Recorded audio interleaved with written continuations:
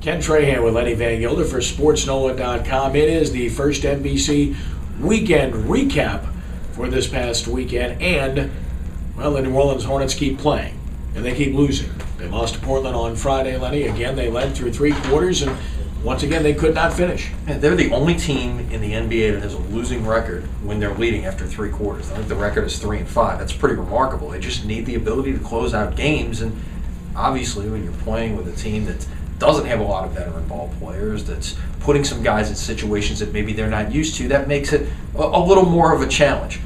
Another chance tonight, Utah comes to town.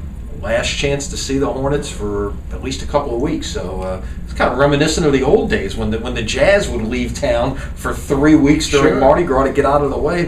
Between the All-Star break and Mardi Gras, the Hornets are going to be gone for 16 days after tonight. Yep, and let the rumors begin with all the trade possibilities. No one is safe on this team, and understandably so given the circumstances. College basketball, tough loss for Tulane at UTEP.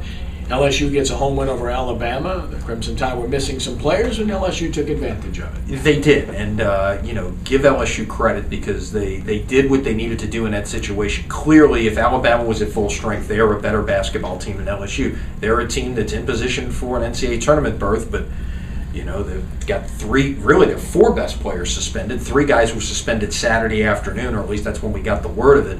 And that's that changed the whole dynamic of that game. A good win for LSU, went inside to their big guys, O'Brien and Hamilton. They got the job done. A very big game for LSU tomorrow night at home against Mississippi State, who beat them on the road in a close game over at the Hump. And of course, the State Wrestling Championships concluded Sunday night at the Pontchartrain Center in Kenner. Record attendance, easy for me to say, I live there. Bottom line is that it was a great event. They just had a packed house, and you start to wonder about them outgrowing that facility, which they will return to next year. Brother Martin wins its first state title in Division I since 2007. Turlings Catholic wins its second straight state title in Division II. And in Division III, Bruley wins for the 8th time in 9 years. So the cream rises to the top, so to speak, and Robbie Dotree back at Brother Martin gets it done. Yeah. Great turnout, a great event, and this is what we talked about on Friday. This is where this event belongs because the strength of this state in high school wrestling is in Southeast Louisiana. So it belongs here, and it's been supported here, and it's back where it belongs. You saw the turnout this weekend, record numbers. It'll be back again next year. Won't have to compete with Mardi Gras. Interesting. I'd be interested to see what the feedback was to the whole Saturday-Sunday format, which was necessitated as a last-minute thing when the event got moved on really 60 days' notice back to Kenner.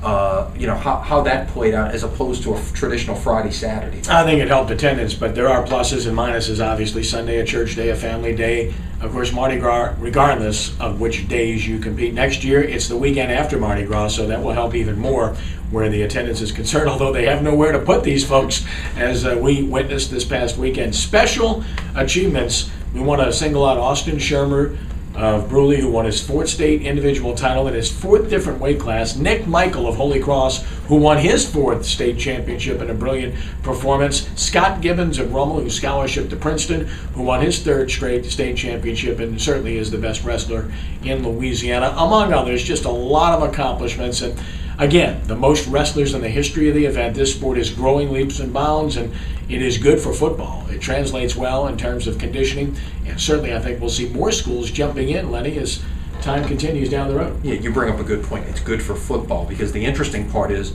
no one in this part of the country competes collegiately in wrestling. Your wrestling strongholds are Mid-Atlantic, Pennsylvania area, Iowa, Oklahoma. That is the areas where wrestling is strongest on the collegiate level. But obviously, Louisiana's got their own little stronghold down here on the high school level when it comes to wrestling. And I mentioned Gibbons going to Princeton. Nick Michael, whom I mentioned from Holy Cross, going to Wartburg College in Iowa, which is another power at their level. So the quality of wrestling getting better and better with more scholarship athletes coming out of Louisiana.